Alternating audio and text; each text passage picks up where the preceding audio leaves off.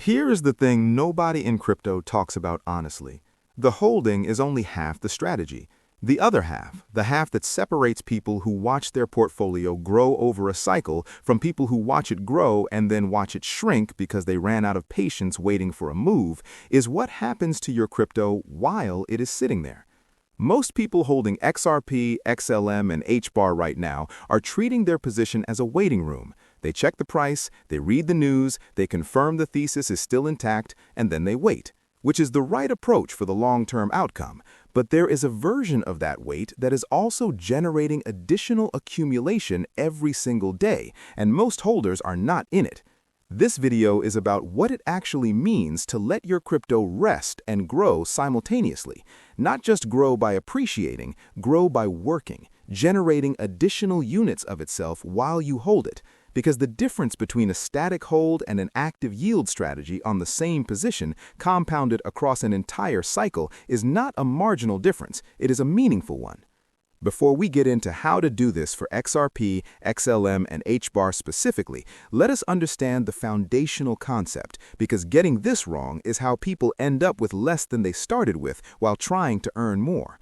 There is a question you must ask about every yield-generating product before you put a single token into it. Not what is the APY. Every platform leads with APY because APY is the marketing number. The question is, where does the yield come from?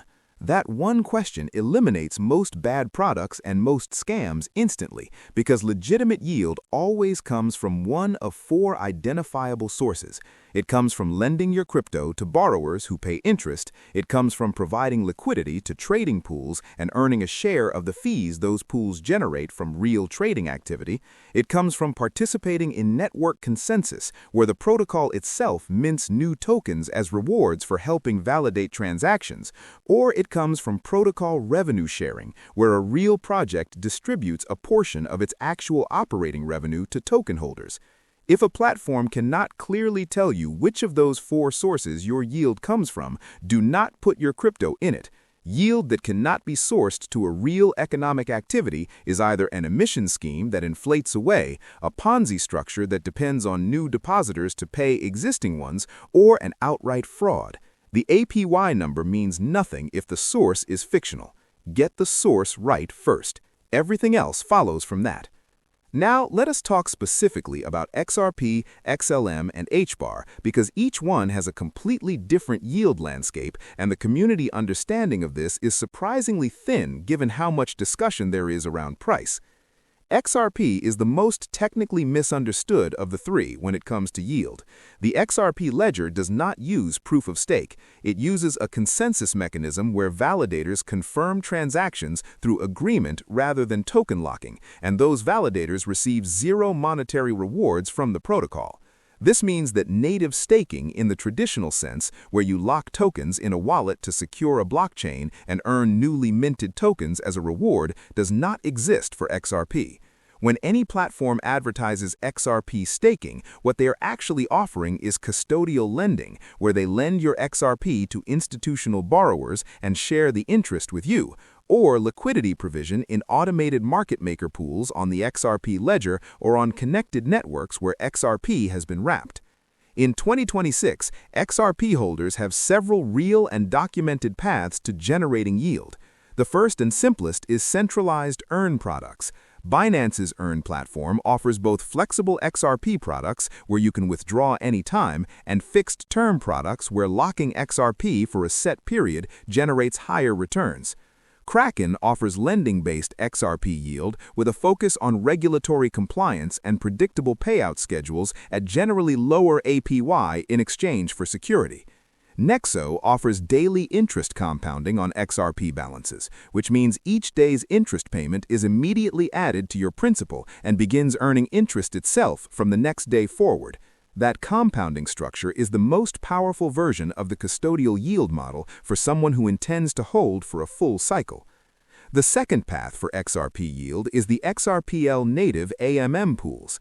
The XRPL ledger added native AMM functionality in recent updates, allowing liquidity providers to deposit two assets into a pool, receive LP tokens representing their share, and earn a portion of the fees every time traders use that pool to swap between assets.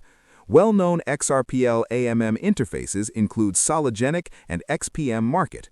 The practical appeal of this route is that your XRP stays in self-custody within the XRPL ecosystem, meaning you're not handing your tokens to a centralized company that could face regulatory action or insolvency. The practical risk is impermanent loss, which occurs when the price ratio between the two assets in your pool changes significantly, leaving you with less total value than if you had simply held. Single asset deposits into XRPL AMMs also carry a starting fee disadvantage. Double asset deposits are cleaner mathematically. The third XRP yield path is through the Flare network, where XRP can be wrapped as FXRP and deployed into DeFi protocols offering lending, liquidity provision, and insurance-style yield mechanisms paid back in XRP. Crypto analyst Kevin Cage, who has documented this infrastructure publicly, estimates that in the next few years, XRP holders will be able to earn between 5 and 10% on their holdings across multiple channels simultaneously, with lending markets providing 3 to 8%, institutional vaults providing 5 to 12%, and real-world asset integrations providing 4 to 10%. The XLS66 amendment being developed by Evernorth in collaboration with XRPL developers would introduce native XRP lending directly on the ledger, removing the need for third-party wrapping entirely. For XLM, the yield landscape is similar in structure to XRP. Stellar does not use traditional proof-of-stake, so XLM cannot be staked on-chain the way Ethereum or Solana tokens can. What platforms offer as XLM staking is custodial lending or yield products where your XLM is lent to borrowers or deployed in liquidity strategies on your behalf. Binance offers XLM flexible earn products yielding 3 to 8% APY with auto-compounding features that redeploy rewards directly into your XLM balance, growing your unit count over time. Rates move with market demand, which means they're not fixed promises. They reflect the actual cost that borrowers are willing to pay to borrow XLM at any given time. For HBAR, the situation is both simpler and more interesting than most holders realize.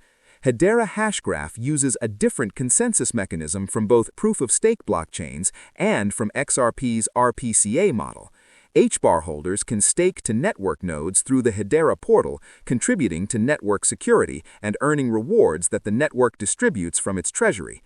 This is the closest thing to traditional native staking in the XRP XLM HBAR trio.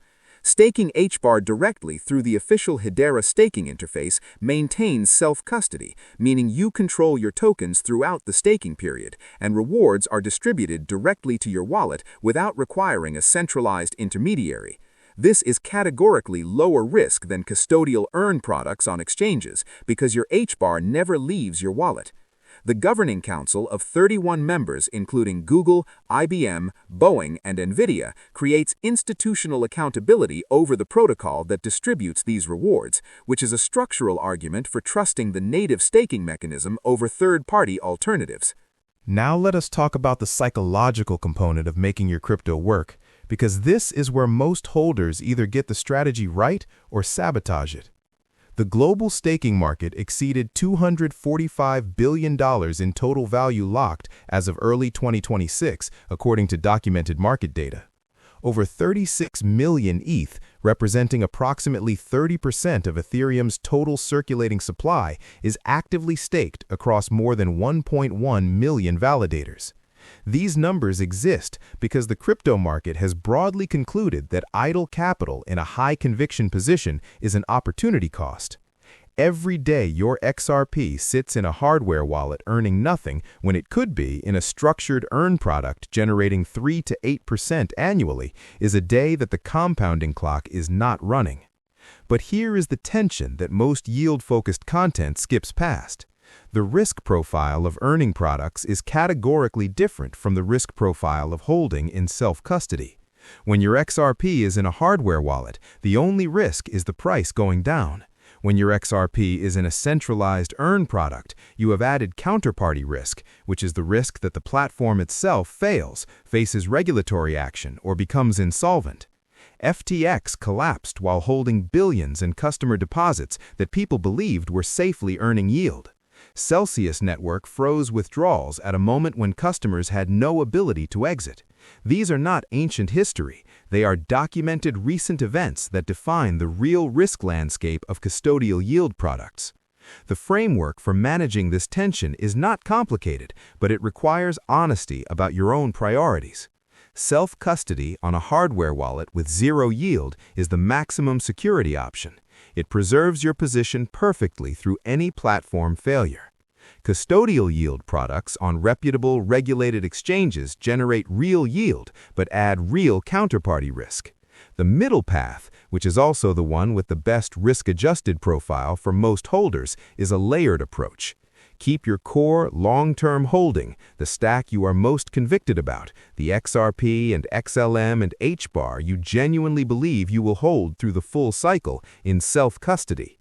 Then allocate a defined percentage of your total position, a percentage you are genuinely comfortable with in a worst-case counterparty failure scenario, to yield-generating products.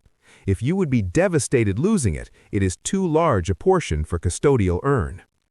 The DCA layer is the second component of letting your crypto work, and it's the simplest. Dollar cost averaging into XRP at $1.33, XLM at 16 cents, and HBAR at 9 cents during a period when the fear and greed index is in extreme fear territory is historically one of the highest conviction accumulation windows in any crypto cycle. A $10 per week Bitcoin DCA over 5 years returned 202%. Fear-weighted DCA from the June 2022 bottom, when the fear and greed index fell to 6 through subsequent recovery, produced a 716% return as prices moved from approximately 15,000 to new all-time highs. The pattern repeats because extreme fear concentrates accumulation in the hands of holders who are adding on schedule when everyone else has stopped, which positions them for the disproportionate gains when sentiment reverses. The DCA strategy does not require you to time anything correctly. It requires you to define the schedule, automate the purchase where possible. Do not look at the individual purchase prices. Look at the average cost basis 6 months from now. The compounding structure that produces the best long-term outcome combines all 3 layers simultaneously. First, a core cold storage position that earns nothing but can never be taken from you by a platform failure. Second, a defined yield portion of your position in a reputable earn product that compounds interest daily, growing your unit count automatically. Third, a fixed DCA schedule that adds new units at regular intervals regardless of price. Layer 1 protects the position. Layer 2 grows the position through yield. Layer 3 grows the position through accumulation. Here's what that looks like in practice for someone holding $10,000 worth of XLM at 16 cents, which represents approximately 62,500 XLM tokens at current prices. They keep 50,000 XLM in cold storage on a hardware wallet. They deposit 12,500 XLM into a Binance Flexible Earn product at approximately 5% APY, which generates approximately 625 additional XLM per year in compound interest credited to their balance automatically. They set a $30 per week automatic purchase of XLM at whatever the market price happens to be, generating approximately 4,600 additional XLM over a 12-month period at current prices. At the end of 12 months, without any price appreciation whatsoever, their XLM position has grown from 62,500 tokens to approximately 67,700 tokens through yield and accumulation alone. That's a meaningful number, not because of the dollar value at current prices, because if XLM moves from 16 cents to any of the documented analyst targets, every additional token that yield and DCA added to the position participates in that move in full. the investor who held 62,500 XLM flat and the investor who compounded to 67,700 XLM experience very different outcomes when XLM moves 50 cents. The difference is roughly $2,850 at 50 cents per XLM. That came from letting the position rest in the right structure rather than just existing in a wallet. The final thing to understand about this entire framework is what it does to your psychology during the wait, and this is underestimated almost universally. When a position is generating daily or weekly yield, it provides a visible, tangible signal that the strategy is working even during price consolidation. The XLM price chart may be flat for 60 days, but your XLM count is increasing. That distinction changes the emotional experience of holding significantly. You are not watching a number that isn't moving. You are watching a number that is incrementally growing, positioned for the moment the price thesis resolves. The compounding is running whether the market acknowledges it or not. That's not a small thing psychologically. The holders who exit during consolidation almost universally do so because they have no visible evidence that anything is happening. Yield and systematic DCA create visible evidence. Every weekly purchase is confirmation that the plan is executing. Every interest payout is confirmation that the position is working.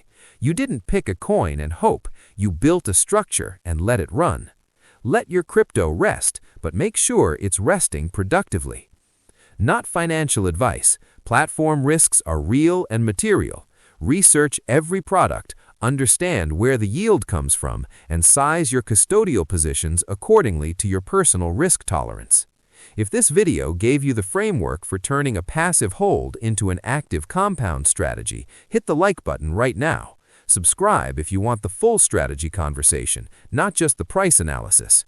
Your comment question this week: what percentage of your XRP, XLM, or HBAR position are you currently putting to work in a yield product versus holding in cold storage?